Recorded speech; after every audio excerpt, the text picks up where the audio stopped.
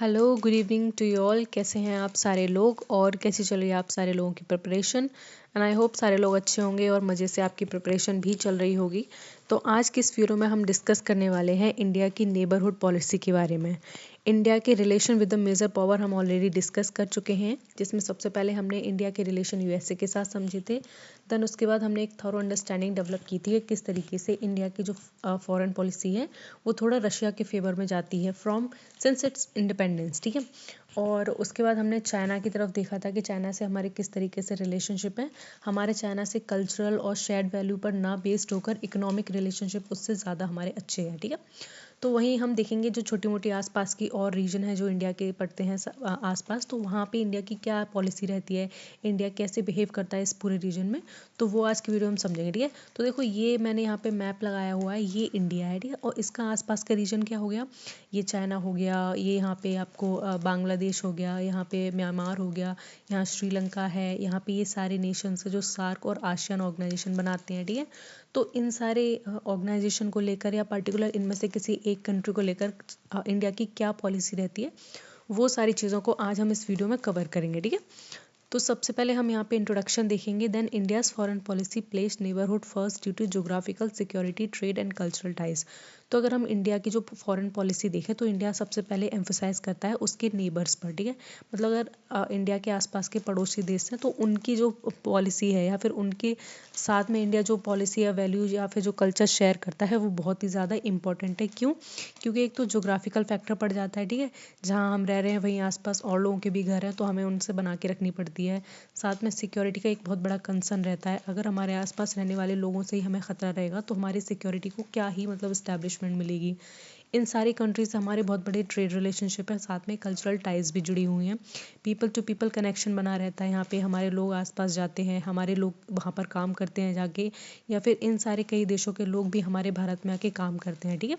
ऐसा नहीं है कि इंडिया के जो डोर हैं वो सिर्फ बहुत ज़्यादा जो मेजर पावर है उनके लिए खुले हुए हैं। इंडिया के आसपास जितने भी नेशन आप देखते हो सारे नेशन क्या करते हैं, एक कल्चरल शेयर्ड बॉन्ड शेयर करते हैं इंडिया के साथ। ठीक है। जिसके थ्रू क्या होता है, यहाँ पे बहुत ज़्यादा माइग्रेशन होता रहता है, यहाँ पे लोग आते हैं, घूमते हैं, टूरिज्म को बहुत ज़्यादा बढ़ावा देते हैं। वहीं ट्रेड और सिक्योरिटी के पर्सपेक्टिव से भी ये रीजन बहुत ही ज़्यादा एनरिच है। ठीक है। और इंडिया की जो फॉरेन पॉलिसी है वो सबसे पहले अपने नेबर्स को देखती है और नेबर्स को खुश रखने की हमेशा कोशिश करती है। ठीक है। हम इस रीजन में इंश्योर करते हैं कि कम से कम यहाँ पे हमारा जो सिक्योरिटी थ्रेट बने या फिर यहाँ पे टेंशन की जो प्रॉब्लम्स है वो कम से कम इस्टेब्लिश हो। ठीक है। And South Asia and East Asia are central to India's regional diplomacy. और अगर हम साउथ एशिया की और ईस्ट एशिया की बात करें तो ये हमारी फॉरेन पॉलिसी के बिल्कुल ही सेंटर में आते हैं। ठीक है। मतलब हम हमारी जो फॉरेन पॉलिसी है वो इन लोगों को ध्यान में रखते हुए ही बनती है। ठीक है। मतलब हम कोई ऐसा काम तो नहीं कर रहे हैं जो इन नेशन को ख़राब लग रहा है, या हमारी कोई पॉलिसी ऐसी तो नहीं है जो इन नेशन की सोवरेनिटी इंटेग्रिटी पे ख़तरा बन रही है। ठीक है। तो ये चीज़ें हम बहुत अच्छे से देखते हैं, इंश्योर करते हैं, तभी हम कोई अगला कदम बढ़ाते हैं। ठीक है। तो देखो फोकस एरियाज़ की हम बात करें, हमें कौन कौन से एरिया पे फोकस देना है जब हम इन सारी ऑर्गेनाइजेशन को पढ़ते हैं या फिर हम अपने जब भी नेबर्स की पॉलिसीज़ को लेते हुए आगे बढ़ते हैं। तो सबसे पहले यहाँ पे आपको सार्क देखने को मिलेगा जो बहुत ही ज़्यादा इंपॉर्टेंट ऑर्गेनाइजेशन है। सार्क कब बना? 1985 में बना है सार्क। ठीक है। तो यहाँ पे जो सार्क ऑर्गेनाइजेशन है और जितने भी उसके मेंबर हैं उनसे हमारे रिलेशन कैसे हैं, ठीक है, वो देखेंगे। गुजराल जो डॉक्टर है उसकी पॉलिसी क्या कहती है, साथ में लुक ईस्ट पॉलिसी हमारी क्या कहती है, और जो एक्ट ईस्ट पॉलिसी जो अभी प्रेजेंट डे चल रही है, ठीक है, 2014 ऑनवर्ड से स्टार्ट होती है, तो उसके क्या क्या प्रिंसिपल्स हैं, वो कैसे काम करती है, वो सारी चीज़ें हम यहाँ पे देखेंगे। ठीक है। तो इसमें हम आगे देखेंगे, सबसे पहले हम इंडिया और इट्स इमीडिएट नेबर्स को देख लेंगे कि हमारी जो लैंड बाउंड्री है वो कौन कौन से देश से हम साझा करते हैं, या फिर कौन कौन से हमारे नेबर कंट्रीज़ है जो इमीडिएट नेबर है। मतलब कि देखो नेबर होने से बहुत बड़ा फ़ायदा भी होता है और घाटा भी होता है। ठीक है। अगर मान लो आपका पड़ोसी आपका दुश्मन है, तो कोई बाहर का दुश्मन होगा ना, तो वो आप सबसे पहले आपके पड़ोसी से आके मिलेगा, तब आपको नुकसान पहुंचाएगा। इसीलिए आप इंश्योर करो कि आपके घर के आसपास जितने भी लोग रह रहे हैं वो आपसे खुश हो। ठीक है। तो ये खुश कैसे रह सकते हैं, जब आप उनके आंतरिक मामलों में बहुत ज़्यादा दखल अंदाजी नहीं करोगे, वो क्या कर रहे हैं क्या नहीं कर रहे हैं हमें कोई मतलब नहीं होगा उनसे। ठीक है। खुश कैसे रहेंगे वो लोग, कभी कभी मिल लिए, मीटिंग हो गई, या फिर कभी कभी ऐसी बात हो गई जो उनके मुनाफे की भी है, आपकी भी मुनाफे की है, तो तभी रिलेशन अच्छे रहते हैं। ठीक है। ये नेबर्स का रिलेशन तो आप ऐसे ही समझ लो, आपकी गली मोहल्ले में जिस तरीके से सारे लोग रह रहे हैं, तो जिन लोगों में ज़्यादा उठना उठना बैठना घुलना मिलना होता है उनके साथ रिलेशन कभी कभी ख़राब हो जाते हैं, और जिनसे हम ओकेजनली मिलते हैं उनके साथ हमारे रिलेशन बहुत अच्छे बने रहते हैं, ठीक है। तो इन्हीं सारी वैल्यूज़ पे इंडिया भी काम करता है। तो सबसे पहले यहाँ पे हम देखो बॉर्डर की बात करेंगे। जो इंडिया है वो कौन कौन सी कंट्री से अपना बॉर्डर शेयर करता है। सबसे पहले पाकिस्तान, फिर अफ़गानिस्तान से एक छोटी सी टेरिटरी वो शेयर करता है। देन हम यहाँ पे China, Nepal, Bhutan, Bangladesh, Myanmar, Sri Lanka and Maldives को देखते हैं, ठीक है। तो ये हमारे इमीडिएट नेबर हैं, ये हमारे बिल्कुल सामने ही बिल्कुल एकदम आसपास घिरे हुए हैं। इनका जोग्राफिकल अगर एरिया देखोगे तो अगर मैं यहाँ पे इंडिया को कंसिडर करूँ, ठीक है, तो देखो कहाँ पे है। देखो इंडिया मैंने कितना अच्छा बनाया, रुको 1 मिनट में दोबारा बनाती हूँ इंडिया। कोशिश करूँगी यहाँ पे ये इंडिया अच्छा बन जाए एकदम।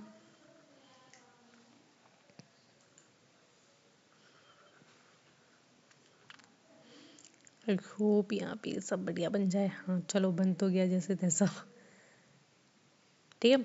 तो यहाँ पे देखो इंडिया से बाउंड्री कौन शेयर करता है। यहाँ पे हमें पाकिस्तान देखने को मिल जाता है इस रीजन में। यहाँ पे छोटी सी 300 किलोमीटर की कुछ टेरिटरी है जो अफगानिस्तान से मिलती है, ठीक है। फिर हम यहाँ पर एकदम से एग्जैक्ट ऊपर आगे बात करेंगे। यहाँ पे हमारा नेपाल है, यहाँ चाइना है, ठीक है। यहाँ चाइना होने के बाद यहाँ पर भूटान है। फिर उसके बाद यहाँ कहीं पे बांग्लादेश है, बांग्लादेश बिल्कुल नीचे यहाँ कहीं पड़ता है, ठीक है। यहाँ बांग्लादेश है, यहाँ म्यांमार है, और यहाँ पे क्या है, ये यहाँ पे हमें देखने को मिलता है श्रीलंका, ठीक है, और यहाँ मालदीव्स। तो ये सब हमारे बिल्कुल इमीडिएट नेबर हैं। इनकी पॉलिसी हमारी पॉलिसी पे बहुत अफेक्ट करेगी, ठीक है। अगर इन सारे लोगों की जो फॉरेन पॉलिसी है वो बहुत ज़्यादा एग्रेसिव है इंडिया के लिए, तो इंडिया को हमेशा एक कांस्टेंट फियर रहेगा कहीं ये हम पे वॉर डिक्लेयर ना कर दें, कहीं हमारे लोगों को मारने ना लगे, ठीक है, या फिर ये कहीं हमारे कंट्री में घुस के इलीगली घुस के यहाँ पे सिविल वॉर को ये मोटिवेट ना कर दें, ठीक है। तो ये कांस्टेंट फियर रहता है। तो इस रीजन में साथ में हमें स्ट्रेटेजिक इंपॉर्टेंस भी देखने को मिलती है। ये जो पूरा रीजन है ये सिक्योरिटी और बॉर्डर मैनेजमेंट के लिए बहुत इंपॉर्टेंट है, और इन सारी एरियाज़ में काम भी करता है। साथ में इकोनॉमिक कनेक्टिविटी भी यहाँ पे बनी हुई है। देखो इंडिया का जो ट्रेड है वो पाकिस्तान के साथ भी है, इंडिया का ट्रेड अफगानिस्तान के साथ भी है, यहाँ पे भूटान, नेपाल, म्यांमार, हर कहीं पे इंडिया का ट्रेड है, ठीक है। तो इकोनॉमिक टाइज तो हर देश से हमारी बनी जाती हैं, और अगर आप बिल्कुल नेबर में हो तो बिल्कुल ही आपके साथ हमारी टाइज कैसी रहेंगी, बहुत अच्छी भी रहेंगी और कभी कभी ख़राब भी हो सकती है, ठीक है। ख़राब की अगर मैं बात करूँ तो ज़्यादातर पाकिस्तान से ही ख़राब होती हैं, और कुछ टाइम पहले मालदीव से भी थोड़ी सी ख़राब हो गई थी। रीजनल स्टेबिलिटी बनी रहती है इस पूरे रीजन में, ठीक है। ये इंश्योर करना किसका काम है, इन सारी कंट्रीज़ का काम है कि इस पूरे रीजन में अच्छे से रहें, ठीक है। यहाँ पे पीपल टू पीपल कनेक्शन बनाए रखें, यहाँ पे लोगों को सिक्योरिटी दें, यहाँ पे लोगों को एम्प्लॉयमेंट दें, और इसमें पूरे समाज में और उनकी कंट्री में क्या रहे, स्टेबिलिटी बनी रहे, ठीक है। कल्चरल और सिविलाइजेशनल लिंक भी देखने को मिलती हैं। लोग आते जाते हैं, बांग्लादेश के कितने लोग यहाँ आते हैं, पाकिस्तान के आते हैं, हम पाकिस्तान भी घुमाते हैं, हम नेपाल घुमाते हैं। नेपाल बिल्कुल पास में पड़ता है, उत्तराखंड के लोग तो ये समझ लो उनके घर के ही आस पास होगा, ठीक है। तो जब तब मतलब मैं भी गई हूँ एक बार, लेकिन मैं बहुत छोटी थी तब गई थी, ठीक है। तो यहाँ नेपाल बिल्कुल पास में लग जाता है, तो वहाँ पे वीज़ा फ्री हमारा मतलब कि एंट्री भी हो जाती है नेपाल की कंट्री में, वो हमारी एंट्री कर लेते हैं, ठीक है। तो इस तरीके से हमने उनके साथ सुदृढ़ रिलेशनशिप बनाए हैं, अच्छे रिलेशनशिप बनाए हैं, जो कि एक फॉरेन पॉलिसी की बहुत ही ज़्यादा महत्वपूर्ण पहचान होती है, ठीक है। तो नेक्स्ट हम यहाँ पे थोड़ा सा सार्क जो रीजनल ऑर्गेनाइजेशन है इस एरिया में उसका ओवरव्यू डिस्कस कर लेंगे, ठीक है। तो सबसे पहले हम यहाँ सार्क की फुल फॉर्म देखेंगे, south Asian association for regional cooperation. अब आप इसके नाम से ही समझ जाइए कि ये जो रीजनल कोऑपरेशन की बात कर रहे हैं वो कहाँ है ये ऑर्गेनाइजेशन। तो ये साउथ एशिया में बनी हुई है, ठीक है, और इसमें साउथ एशिया के ही नेशन आपको देखने को मिलेंगे इसके जो मेंबर्स है, ठीक है। इंपॉर्टेंट डेट याद करने वाली है, इसका पहले तो पूरा नाम पता होना चाहिए, ईयर ऑफ इस्टेब्लिशमेंट है 1985 वो पता होना चाहिए, और इसका हेडक्वार्टर है काठमांडू में वो भी आपको याद होना चाहिए। तो यहाँ पे जो इम्पोर्टेंट चीज़ याद करनी है, साथ में आपको ये भी याद करना है कि उसकी मेंबर कंट्रीज़ कौन कौन सी हैं। देन इंडिया, पाकिस्तान, बांग्लादेश, श्रीलंका, नेपाल, भूटान, मालदीव्स, अफगानिस्तान, जो कि 2007 में बना है, ये सारी कंट्रीज़ इसकी मेंबर कंट्रीज़ हैं, ठीक है। तो इसके सबमिट की बात कर लें, ये सारे सबमिट हैं वो बहुत ज़्यादा इंपॉर्टेंट है, इन सबको याद करना है क्योंकि इनकी डेट कहीं ना कहीं पूछ ली जाती है। तो इसका जो फर्स्ट सबमिट था वो ढाका में 1985 को हुआ था। इसका 12th जो सबमिट था वो इस्लामाबाद में 2004 में हुआ था। ये 12th हमें इसलिए याद रखना है क्योंकि इसी सबमिट में South Asian free trade agreement sign हुआ था, ठीक है, इसलिए ये बहुत ज़्यादा इंपॉर्टेंट बन जाता है। फिर हम देखते हैं 18th इसका सबमिट काठमांडू में हुआ था, जो कि लास्ट सबमिट था, ठीक है। 18 सबमिट इसका लास्ट सबमिट था जो 2014 में हुआ। उसके बाद इस्लामाबाद पाकिस्तान में 2016 में होना था ये एक समिट, लेकिन इंडिया ने इस पाकिस्तान जाने से मना कर दिया था। अगर आपको पता हो तो 2016 में उरी अटैक हुआ था, ठीक है। तो उरी अटैक के बाद पाकिस्तान के हमारे साथ हमारे बहुत ज़्यादा टेंशन बढ़ गए थे, इसलिए पाकिस्तान ने ये कैंसिल कर दिया था कि हम उस देश में कदम नहीं रखेंगे, ठीक है, जो आतंकवाद को बहुत ज़्यादा बढ़ावा देता हो। तो इसका जो 2016 का सेशन था वो कैंसिल हो गया और उसके बाद तो हुआ ही नहीं है, ठीक है। फिर हम यहाँ पे इंडिया के रोल देखते हैं। इंडिया का क्या रोल है सार्क ऑर्गेनाइजेशन की बात करूँ तो इंडिया सबसे बड़ी इकोनॉमी है एक तो सब में। आप अगर देखो फिर से मेंबर कंट्रीज श्रीलंका है, अफगानिस्तान है, पाकिस्तान है, भूटान है। इनमें से सबसे बड़ी अगर हम किसी इकोनॉमी की बात करें वो इंडिया की थर्ड लार्जेस्ट इकोनॉमी है। सोच रहे हो, ये सब लोग तो उसके आसपास भी नहीं है कहीं पे। तो ये सबसे बड़ा एक्टर बन जाता है सार्क में, ठीक है। मतलब एक दोस्त सबसे लंबा है, बाकी सारे छोटे छोटे हैं, तो उसका मतलब इंपॉर्टेंस अलग ही होती है, ठीक है। और इंडिया एडवोकेट क्या करता है, रीजनल कनेक्टिविटी बढ़ाए रखता है, ठीक है। तो रीजनल कनेक्टिविटी क्या मतलब होता है, ये सारे नेशन एक बड़े पावरफुल नेशन के अंडर में काम कर रहे हैं, ठीक है। और ये इंश्योर करता है इंडिया कि इस पूरे रीजन में ये कनेक्टिविटी को इंश्योर करेगा, ठीक है। ये आपस में देश लड़े ना, इनके बीच में टेंशन वेंशन ना हो। साथ में इन सब इस रीजन में पूरी गरीबी वगैरह है तो पॉवर्टी एलिवेशन इनका सेंट्रल कॉन्सेप्ट या फिर प्रिंसिपल रहता है, ठीक है। इस पूरे रीजन में इन सारी कंट्रीज में मिलके क्या करना है, गरीबी को पूरी जड़ से हटाना है। इसीलिए हम बहुत सारे ऐसे काम होते हैं, जैसे मैं अगर इंडिया की बात करूं तो इंडिया ना वहाँ के अफ़गानिस्तान के स्टूडेंट को ट्रेन करता है यहाँ पर, ठीक है। कुछ 3,000 ऐसे अफ़गानी स्टूडेंट है जिसको इंडिया ने 2013 में मतलब उनको स्कॉलरशिप भी देता है इन सारे नेशन को। वो स्टूडेंट यहाँ आकर पढ़ते हैं, अच्छी एजुकेशन लेते हैं, फिर वापस जाके अपने देश में डेवलपमेंट करते हैं। तो इंडिया ऐसे बहुत सारे काम करता रहता है, ठीक है। साथ में यहाँ पे हम डिज़ास्टर मैनेजमेंट के ऑपरेशन की बात करूँ तो ये सारे नेशन हमेशा क्या रहते हैं, एक कांस्टेंट फियर में रहते हैं। सुनामी हो गया, वॉल्केनो हो गया और साइक्लोन वगैरह आते रहते हैं। म्यांमार का रीजन देख लो, आप इंडिया का देखो, इधर भूटान और मालदीव्स का। तो यहाँ इस रीजन में देखो नेचुरल कैलेमिटी आने से कोई नहीं रोक सकता, ठीक है। कोई भी कितना ही पावरफुल देश हो, अगर वहाँ पे आंधी तूफान आनी है तो वो हर हाल में आनी है, वो नहीं रोक सकते। तो ये सारे लोग क्या करते हैं, सारे कंट्री मिलके नेचुरल हैजार्डस या फिर नेचुरल जो कैलेमिटीज होते हैं उनका मिटिगेशन करते हैं, ठीक है। उनको रोकते हैं या फिर वहाँ पे डिजास्टर जो हो चुका होता है उसको क्या करते हैं, मैनेज करते हैं, ठीक है। मतलब कुछ लोग एड देते हैं अपने अपनी कंट्रीज से, या फिर कुछ लोग वहाँ पे आके अपनी ही मतलब जैसे होता है ना, हमारी जो नेचुरल डिजास्टर रेस्क्यू फोर्स है हम अपने दूसरे देश में भेज देते हैं, वहाँ पे वो चीज़ों को मैनेज करता है, समझता है, ठीक है। तो ये सारे काम हम अक्सर इन कंट्रीज़ में होते हुए देखते हैं इंडिया की तरफ से। और साथ में अगर हम कुछ कोलैबोरेटिव इनिशिएटिव्स की बात करें तो जिसमें सार्क डेवलपमेंट फंड आ जाता है, ठीक है, जो 2005 में बना था, ठीक है। इसकी भी डेट याद रख लेना, 2005 में। सार्क सैटेलाइट की बात करूँ तो ये पूरे नेशन ने मिलकर लॉन्च किया था, जिसमें पाकिस्तान नहीं था। इसमें हम बात कर रहे हैं GSAT-9 की, ठीक है, जो 2017 में लॉन्च की थी, ठीक है। ये सारे लोग क्या करते हैं, डेवलपमेंटल प्रोजेक्ट्स होते हैं वो साथ मिलकर भी लॉन्च करते हैं, ठीक है। ऐसा नहीं है कि इनके बीच में लड़ाई हो गई है तो हम नहीं करेंगे, या फिर वो देश से हमारी थोड़ी सी अनबन है तो हम उसके साथ मिलकर नहीं करेंगे।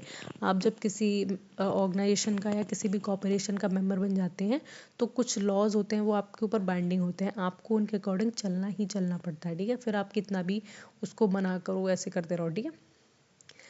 सार्क ऑर्गेनाइजेशन है तो अच्छी, ठीक है, मतलब इस रीजन में बहुत स्टेबिलिटी लाती है, सिक्योरिटी देती है। लेकिन हर ऑर्गेनाइजेशन की कोई ना कोई हमें लिमिटेशन देखने को मिलती है, कोई ना कोई हमें उसमें कमियां देखने को मिलती हैं, ठीक है। तो ये लिमिटेशंस और ये चैलेंजेस क्या होते हैं इस रीजन में, हमेशा कुछ ना कुछ मतलब थोड़ी सी टेंशन क्रिएट कर देते हैं, ठीक है। तो देखो यहाँ पे जो लिमिटेशंस की हम बात कर रहे हैं वो है इंडिया और पाकिस्तान की हॉस्टिलिटी की, ठीक है। इंडिया और पाकिस्तान मोस्टली ये दोनों वॉर में इंगेज रहते हैं और हमारी जितनी भी लड़ाई हुई हैं वो पाकिस्तान के साथ ही हुई हैं। अगर हम 1971 की लिबरेशन ऑफ बांग्लादेश की बात करें, देन स्टिल बांग्लादेश उस टाइम पाकिस्तान का ही एक मेजर पार्ट था। तो हुई अल्टीमेटली हमारी पाकिस्तान से ही लड़ाई थी, ठीक है। बाकी सारे नेशन हमारी जो एक वो बोल सकते हैं अथॉरिटी या प्रेस्टीज है उसको रिस्पेक्ट करता है। पाकिस्तान ऐसा नहीं करता है, पाकिस्तान हमारे साथ कांस्टेंट हॉस्टिलिटी में इन्वॉल्व रहता है, ठीक है। क्योंकि उसका एक ही रोना है कि कश्मीर हमें दे दो, और कश्मीर के लोग और कश्मीर चाहता ही नहीं है कि वो पाकिस्तान का कभी हिस्सा बने, और ऐसा हम कभी होने भी नहीं देंगे, ठीक है। लेकिन बस ये पुरानी बातों को लेके अब तक अपने रीजन में इसने बहुत ज़्यादा ही मतलब बेकार की चीज़ें इस्टेब्लिश कर रखी हैं, तबाही मचा रखी है, और इस पूरे रीजन में मतलब कॉन्फ्लिक्ट का सिचुएशन बना ही रखता है, ठीक है। तो ये लिमिटेशन आ जाती हैं। साथ में क्या है, दोनों ही कंट्री जो पाकिस्तान है और इंडिया है दोनों ही सार्क का मेंबर हैं। तो अगर देखो कहीं भी कोई बात आती है तो ये दोनों जब एक दूसरे से क्या बोल सकते हैं, एक दूसरे के फेवर से या फिर एक दूसरे की किसी बात से ना पसंद होते हैं, ना खुश होते हैं, तो वो टाइम में चली जाती है सिचुएशन, ठीक है। वो होल्ड पे हो जाती है कि भाई ये दोनों नहीं मान रहे, क्योंकि एक ग्रुप में अगर सब बोल रहे हैं पार्टी करेंगे, दो लोग कह रहे हैं नहीं हम नहीं करेंगे, तो पता है बाकियों का भी मूड खराब हो जाता है, ठीक है। फिर लोग बट जाते हैं। उसी तरीके से सेम यहाँ पे थोड़ा सा कॉन्सेप्ट है। अब ये तो नहीं कहते हैं पार्टी करेंगे, बट है, ठीक है। साथ में दूसरी लिमिटेशन हमें देखने को मिलती है, एक लैक देखने को मिलता है सुप्रा नेशनल अथॉरिटी का, ठीक है। सुप्रा नेशनल अथॉरिटी का मतलब होता है बहुत ही बड़ी शक्ति का। बहुत ही बड़ी शक्तियों में क्या आती है, सुपर पावर्स जानते हो आप कौन कौन सी हैं। सुपर पावर है यूएस है एक सुपर पावर, एक रशिया सुपर पावर है, यूके, फ्रांस, ये सुपर पावर्स में आते हैं, ठीक है। तो यहाँ पर जब कोई सुपर पावर नहीं है या फिर सुप्रा कॉन्टिनेंटल पावर नहीं है, तो एक लैक देखने को मिलता है। इसको हम बहुत ज़्यादा इंपॉर्टेंस नहीं दे पाते हैं वर्ल्ड लेवल पे सार्क ऑर्गेनाइजेशन को, ठीक है। साथ में हमें पुअर ट्रेड इंटीग्रेशन देखने को मिलता है, ठीक है। ट्रेड जो होता है वो ये नेपाल हो गया, भूटान हो गया, आप खुद देखो इनकी अंदर की कंडीशन देखो, इनकी इकोनॉमिक कंडीशन देखो, तो ये हमें किस तरीके से स्टेबलाइज कर पाएंगे या फिर हमारे साथ किस तरीके का ट्रेड कर पाएंगे या फिर किन चीज़ों में ट्रेड कर पाएंगे। तो यहाँ पे जो बहुत ज़्यादा ट्रेड रिलेशन है वो बहुत ज़्यादा स्ट्रॉन्ग नहीं है, इसलिए हमारा बहुत बड़ा इन्वेस्टमेंट भी नहीं है इन सारी कंट्रीज़ में। तो ये की लिमिटेशन देखने को मिल जाती है। दूसरा है shift to India's focus to sub regional grouping, और इंडिया का जो फोकस है वो क्या है, इन सारे ग्रुप्स के अलावा भी जो बिम्स्टेक हो गया, BBIN हो गया, इन पर ज़्यादा फोकस कर रहा है, ठीक है। तो ये इसके कुछ लिमिटेशंस हैं जो इसको क्या करती हैं, थोड़ा सा अलग रोल प्ले करने को बोलती हैं। देन उसके बाद हम गुजराल डॉक्ट्रिन की बात करते हैं। हमारे एग्ज़ाम के लिए बहुत इंपॉर्टेंट है, प्लीज़ इसको अच्छे से सुनना पढ़ना, और इससे इंपॉर्टेंट जितने रिलेटेड नोट्स हैं उनको बढ़िया तरीके से बना लेना, क्योंकि गुजराल डॉक्ट्रिन से जब तक क्वेश्चन आए हैं और आगे भी आएंगे तो इम्पॉर्टेंट बन जाता है अगेन आपके लिए। तो जो गुजराल डॉक्ट्रिन है वो के गुजराल ने इंट्रोड्यूस किया था। ये 1996 से 1998 इसका पीरियड रहा था। इसका पीरियड था कॉन्टेक्स्ट की बात करें तो post cold war in south Asia. देखो साउथ एशिया का रीजन पूरा हिला हुआ था जब कोल्ड वॉर एरा था, ठीक है। कोल्ड वॉर एरा समझ रहे हो, 1962 की बात कर रहे हैं, उससे ही डिफाइन करते हैं हम कोल्ड वॉर टेंशन या फिर कोल्ड वॉर एरा, जिसमें पूरा वर्ल्ड दो ग्रुप में डिवाइड हो गया था, और जितने भी डेवलपिंग नेशन हैं या डिकोलोनाइज नेशन जितने भी थे धीरे धीरे इंडिपेंडेंट हो रहे थे, तो वो क्या कर रहे थे, उन्हें मजबूर कर रही थी सुपर पावर कि कोई ना कोई एक ग्रुप को ज्वाइन करो। तो इंडिया ने इस रीजन को, इन कंट्रीज़ को मोटिवेट करने के लिए और साथ ही साथ इन सारी कंट्री में एक तरीके से एक फ्रेंडशिप की ट्रिटी को बढ़ावा देने के लिए यहाँ पर अपने गुजराल डॉक्ट्रिन का यूज़ किया था, ठीक है। इसका एम था कि इन सारी कंट्रीज़ में ट्रस्ट को बिल्ड कर सके और गुडविल को भी बिल्ड कर सके अपने नेबर्स के साथ, ठीक है। मतलब नेबर्स को पता हो कि हाँ हमारे आस पास पड़ोस में बहुत अच्छे दूसरे एक महाशक्ति रह रही है जो कि हमारे हित के लिए काम करेगी, हमारे वेलफेयर की काम करेगी। तो हमें किसी भी मेजर पावर से डरने की ज़रूरत नहीं है या फिर उनके फेवर में कोई अपनी जो फॉरेन पॉलिसी उसको बदलने की ज़रूरत नहीं है, ठीक है। यहाँ पे हम डिस्कस कर लेंगे जो 5 प्रिंसिपल्स थे गुजराल डॉक्ट्रिन के, तो वो क्या क्या प्रिंसिपल्स थे, ठीक है। तो सबसे पहले है India will not demand a reciprocity from smaller neighbours. देखो इंडिया अगर कोई चीज़ कर रहा है किसी के लिए, ठीक है, तो वो डिमांड नहीं कर रहा है कि तुम हमारे लिए वापस में वो चीज़ करो, ठीक है। हम इतने सक्षम हैं कि हम अगर किसी को कुछ दे पा रहे हैं तो हम अगर ना भी मांगे उस चीज़ को वापस, तो हमारा काम चलता रहेगा, ठीक है। मतलब हमने अगर एक संतरा दिया है तो तुम्हें ज़रूरत नहीं वापस में हमें एक टमाटर देना ही पड़ेगा, ऐसी हम कोई इच्छा रखते नहीं हैं। साथ में हमारी पॉलिसी ये भी कहती है कि हम उनके आंतरिक मामलों में कोई दखल अंदाजी नहीं करेंगे। तुम अपने देश के अंदर क्या कर रहे हो, तुम्हारे देश में कौन सी सरकार आ रही है, तुम्हारे देश में कैसे लोग रह रहे हैं, तुम्हारे देश में क्या पॉलिसीज़ लगेंगी, कैसे नियम कानून होंगे, हमें उनसे कोई मतलब नहीं है, ठीक है। तुम अपने देश को डेमोक्रेटिक बना लो, अथॉरिटेटिव बना लो, हमें कोई मतलब नहीं है। आपका देश है, आप अपने तरीके से बेहतर जानते हो, और अगर आपका वहाँ का स्ट्रक्चर, वहाँ का सिस्टम खराब है तो वहाँ की जनता जाने, ठीक है। And it also respect for the sovereignty and the territorial integrity. वो इसकी सोवरेनिटी और साथ में टेरिटोरियल इंटेग्रिटी का भी रिस्पेक्ट करता है। टेरिटोरियल इंटेग्रिटी की अगर मैं बात करूँ क्या मतलब होता है, हर कहीं आप सुनते हो, इसका मतलब है कि हम उसकी टेरिटरी को अपने यहाँ पे एक्सेशन नहीं करेंगे, हम उसको कब्जाएंगे नहीं, ठीक है। हम जबरदस्ती आपके देश में नहीं घुसेंगे, तो हम इस चीज़ की रिस्पेक्ट करते हैं। दूसरा, हम peaceful bilateral resolution of dispute की बिलीफ रखते हैं, ठीक है। बाई चांस कभी अगर डिस्प्यूट हो जाता है दो देशों के बीच में, तो हम हमेशा क्या कर सकते हैं, उसे रेजोल्यूशन टॉक से सुलझाने की कोशिश करेंगे। हम हमेशा, हमारी जो प्रायोरिटी है वो ये रहेगी कि इन दोनों देशों के बीच में जो लड़ाई है वो बातों से सुलझ जाए, ठीक है। अगर आपकी किसी की मिसाइल यहाँ गिर गई है धोखे से, ठीक है, तो ये नहीं कि हम वहाँ पे जाके पूरा उस देश को तबाह कर देंगे, ठीक है। हम पहले बात करेंगे, पूछेंगे भाई तुमने ये मिसाइल गिराई है, ये धोखे से गिरी है कि तुमने इंटेंशनली गिराई है। जब वो बोल देगा इंटेंशनली गिराई, तब बात में देख जाएंगे, लेकिन पहले हम बात करेंगे, ठीक है। हम पीसफुली चीज़ों को समझाने की कोशिश करेंगे। भारत है भाई, भारत हमेशा से आइडलिज्म पर चला है, तो वो उसकी फॉरेन पॉलिसी में हमें आइडलिज्म अभी भी देखने को मिल जाता है। भले आइडलिज्म की जो पॉलिसी है वो नेहरू के टाइम पीरियड की शुरुआत है, लेकिन स्टिल जो अभी जो स्ट्रेटेजिक हम रियलिज्म की बात करते हैं उसमें भी हमें आइडलिस्ट जितने भी नॉर्म्स हैं, आइडल्स जितने भी आइडियाज़ हैं वो हमें देखने को मिल जाते हैं आराम से, ठीक है भाई। हैं तो आखिर हम सब भारतीय, तो फिर कहाँ जाएगी वो सोच। फिर हम यहाँ पे म्यूचुअल सिक्योरिटी कॉपरेशन की भी बात करते हैं। हम म्यूचुअली सिक्योरिटी कॉपरेशन करने के लिए तैयार हो जाते हैं, ठीक है। और फिर हम यहाँ डिस्कस कर लेंगे इम्प्लीमेंटेशन ऑफ गुजराल डॉक्ट्रिन। देखो, इम्प्लीमेंटेशन गुजराल डॉक्ट्रिन का कब हुआ, तो सबसे पहले हम बांग्लादेश और इंडिया के बीच में water treaty, Ganga water treaty कब डिसाइन कर देंगे, जो 1996 में हुई, ठीक है। तो ये भी हमारा एक गुजराल डॉक्ट्रिन का एक्सटेंशन देखने को मिलता है, जो हमने एक ट्रीटी को साइन किया बात करके, ठीक है, बायलैटरल रेजोल्यूशन, बायलैटरल टॉक से। इंडिया और बांग्लादेश के बीच में गंगा को लेकर डिस्प्यूट्स चलते रहते हैं, ठीक है। अच्छा, यहाँ पे क्वेश्चन मैं बता रही हूँ, यहाँ पे क्वेश्चन बताओ, फ़रक्का का एग्रीमेंट कब साइन हुआ, फ़रक्का का एग्रीमेंट, ठीक है। यहाँ पे डेट आपको बतानी है, मैं सिर्फ डेफिनेशन वो बता दे रही हूँ। राइटिंग पे मत जाना, बस सुन लो। फ़रक्का का एग्रीमेंट कब साइन हुआ, आपको इसकी डेट बतानी है कमेंट सेक्शन में, ठीक है। Eight improve ties with Sri Lanka. और देखो, इंडिया ने जो गुजराल डॉक्ट्रिन के थ्रू ही श्रीलंका से भी अपने रिलेशन कैसे किए हैं, अच्छे किए हैं, ठीक है। श्रीलंका से देखो, हमारे जो मैरीटाइम जो चीज़ें हैं वो ख़राब रहती रहती हैं। ये लोग हमारे मछुआरे वगैरह पकड़ लेते हैं, उधर उनकी टेरिटरी में घुस जाए तो, क्योंकि श्रीलंका को ये लगता है कि हम उस पर कहीं पे कब्जा न करें। ये श्रीलंका का जो थोड़ी सी फॉरेन पॉलिसी है वो चाइना की तरफ बढ़िया है। अब चाइना हमारा दुश्मन है, तो अल्टीमेटली ये इंडिया को नापसंद करेगा, ठीक है। तो यहाँ पे ये चीज़ें हमें देखने को मिले, लैंग्वेज का इशू देखने मिल जाता है। और आपको पता होगा राजीव गांधी की जो डेथ हुई थी, कहीं ना कहीं हमें श्रीलंकन का कनेक्शन देखने को मिलता है, ठीक है।